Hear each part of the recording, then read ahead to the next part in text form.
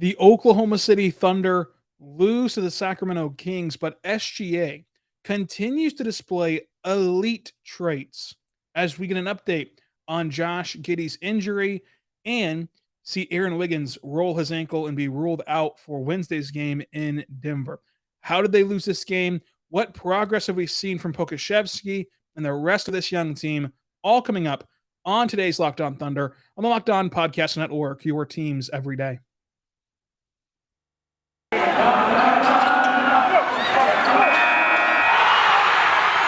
are Locked On Thunder, your daily Oklahoma City Thunder podcast. Part of the Locked On Podcast Network, your team every day.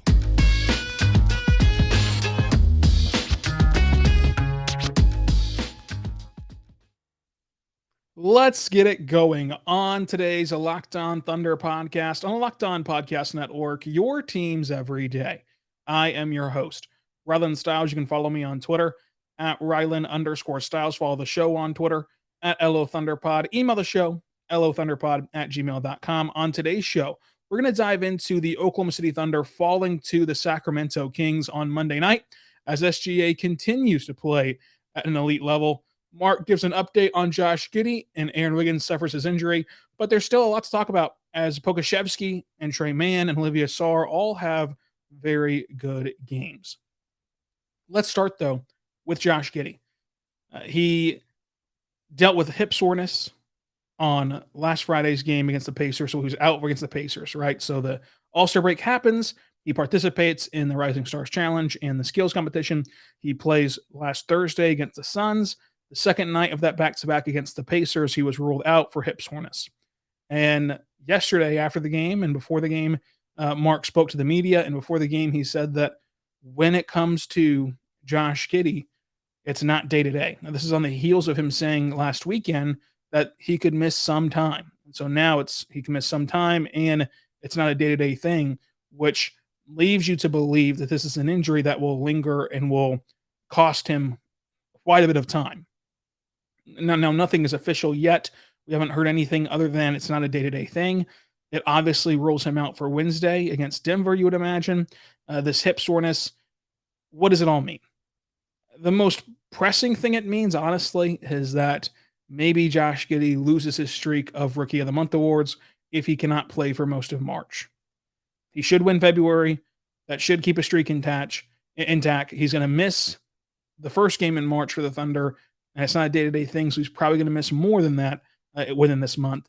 This might be the month that he loses Rookie of the Month for the NBA, for the Western Conference.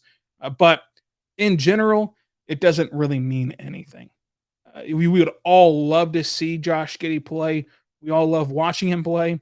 It's especially more prevalent now that SGA is back and that he is in the lineup, and you want to see how these two young stars can coexist together.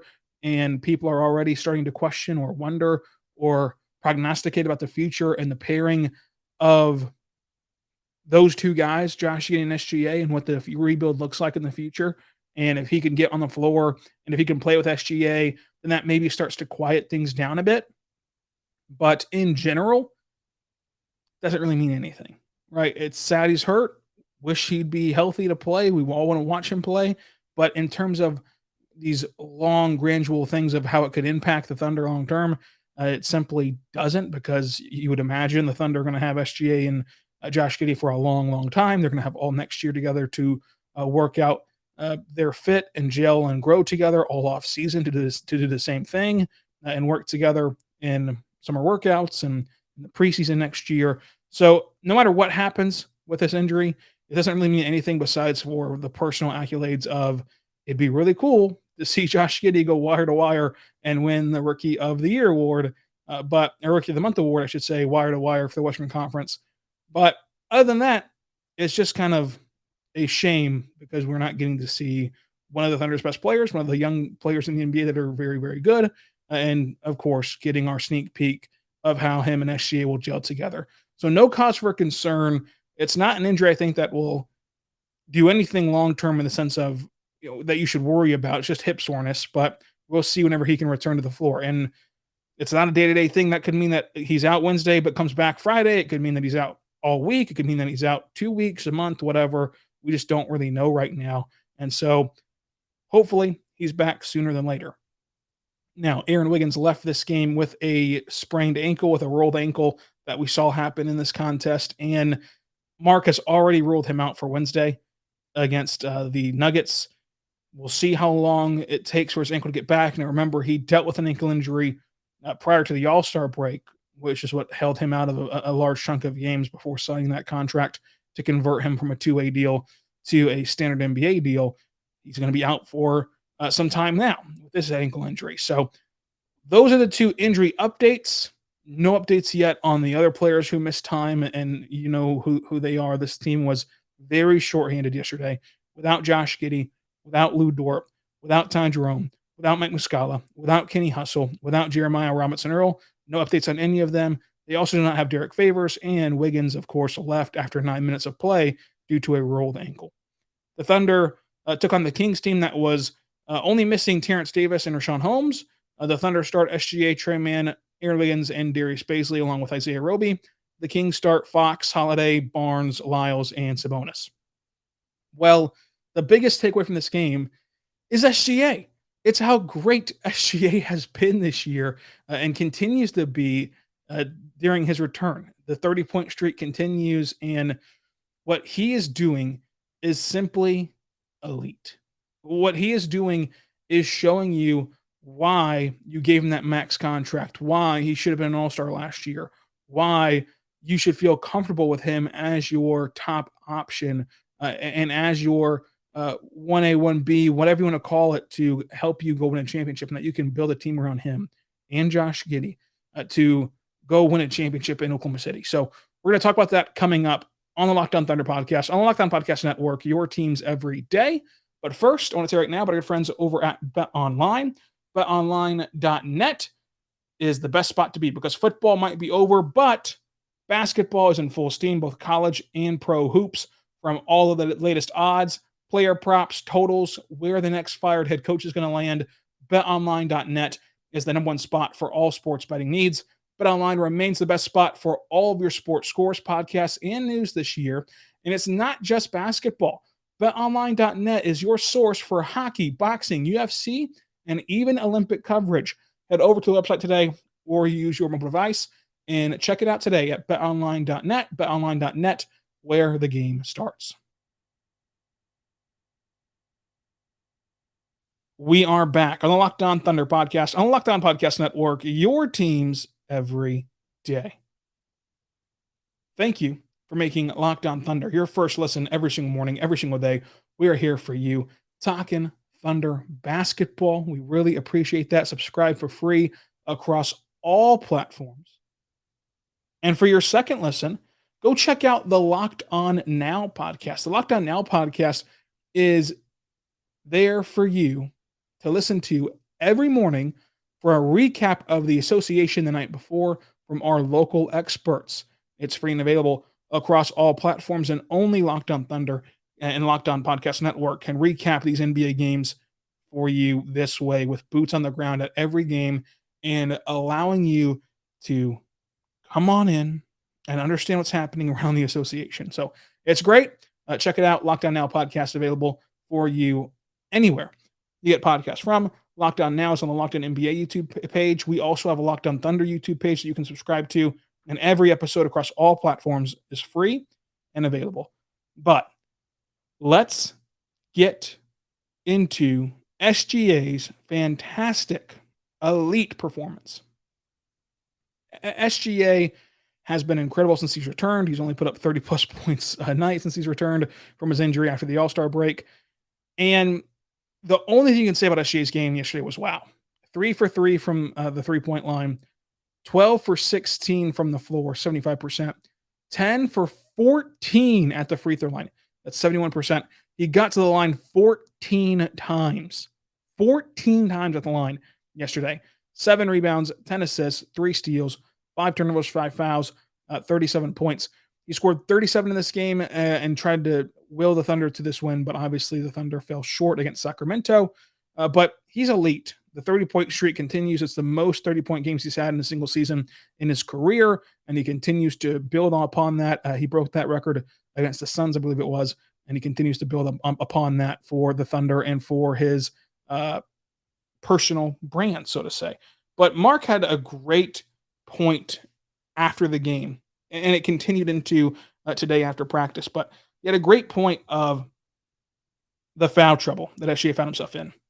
Picked up his third foul very early on, and he said, when you take a player off the court, you're then fouling him out. Those are minutes that you're taking off the court for that you don't want to take him off the court, so you're fouling him out. There's no guarantee he gets that sixth foul. And oftentimes, they don't get the sixth foul. And I just think that that's very interesting and a peek inside Mark's coaching style, because I've said it. I know many other people have said it as well. Mark projects to be a very elite head coach. I mean, obviously, the talent that he has is not the talent that Scott Brooks started with, or the talent that Billy Donovan started with. And so his first few seasons records will not match up with those guys. He's more on track with Peter Carlissimo in that aspect of the first few game records. But in general, his philosophies, his coaching style, the offensive sets that he runs, all of that stuff is better than what we've seen from Scott Brooks. It's better than what we've seen from Billy Donovan. Of course, they have a top half of the league defense right now as well. And these little rotational things and little philosophy things like this about fouling out and about keep trusting guys out there with multiple fouls and in foul trouble gives you a peek inside what the team will look like once they want to be competitive again. Because I think that Mark is going to be the head coach that takes this team back to the playoffs, and that Sam Presti does not think of things short-sightedly and does not view Mark as a stopgap. I think that he views Mark as the head coach of the future, and that's why that they're all building this to get together. And it's important to have a coach who will trust your top guys to stay in the game, because he's right. You oftentimes won't foul out of games, and you don't want to suffer a lull in the second quarter that dooms you for the game because your star picked up 2 fouls, and that's the way it's always been done. And so I like the outside the box philosophy. And then he also talked about SGA in this sense, which I think that we all kind of know subconsciously, but saying it out loud really puts it into perspective. The Thunder are the worst 3-point shooting team in the NBA. And so he says, quote, theoretically, being the worst 3-point shooting team, we should be the easiest team in the NBA to help off of. And yet SGA still gets in the lane. So you think about that. Whenever the Thunder are the worst 3-point shooting team, it should be so easy to clog the lane and so easy for other teams to protect the rim, because they're not worried about him driving and kicking, even though he's elite at that, and even though he has a great passing ability. When he drives and kicks, the defense is thinking he oftentimes will pass to a guy who can't make the shot, even if they're wide open, because of this team's lack of 3-point shooters and lack of ability to shoot from beyond the arc. And yet SGA is still living at the rim. He's still observing contact. He's still finishing through contact, and he's still just finding ways to score at the cup.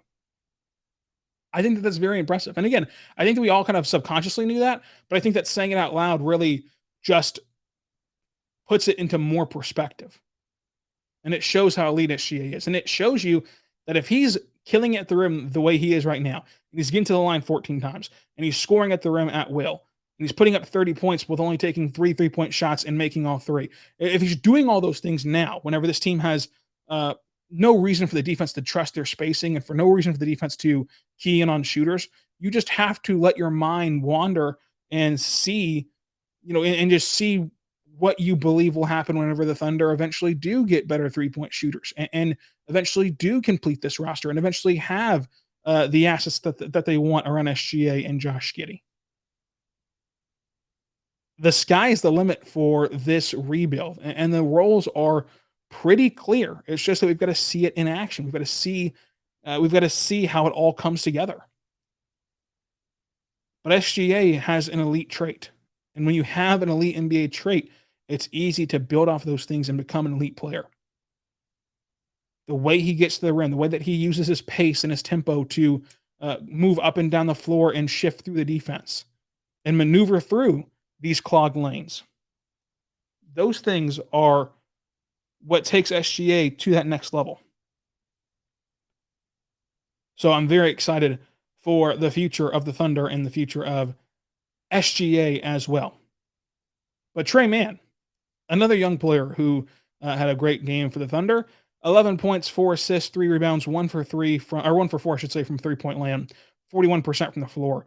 And he praised SGA after the game, saying his pace is great, and that he said that him and Aaron Wiggins were talking on the bench, and they were just kind of wondering, is Shai fast, or does he just move at a certain pace that allows him to get faster? Like, kind of questioning how Shai does it and how Shai gets to the rim and uses his athleticism in a different way than just the typical way of being explosive and blowing by everybody and getting to the rim. His tempo, his pace goes a long way in that for SGA. And with Trey Mann, what was most encouraging tonight, an 11-point night against the Kings in a blowout loss. You might look at that box score and just shrug your shoulders or say, oh, at least he had double digits or whatever.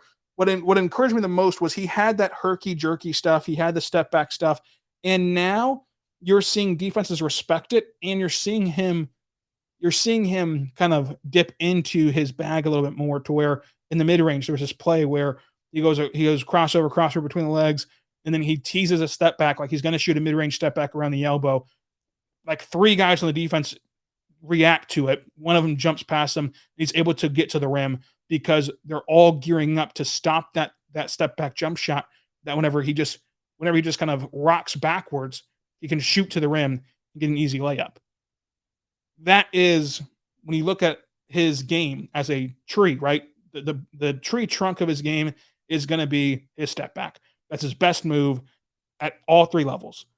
And now off that step back comes side step threes and making step back threes, but also comes a fake step back to get the defense moving.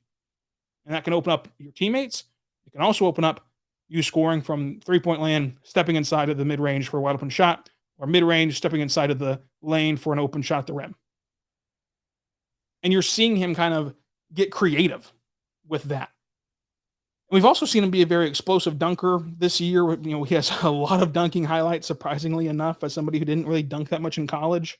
I think that with Trey Mann, he continues to impress in what looks to be, from the outside looking in, him soaking in information and making the adjustments in real time to the NBA and adding new things in real time to his bag of tricks in the NBA.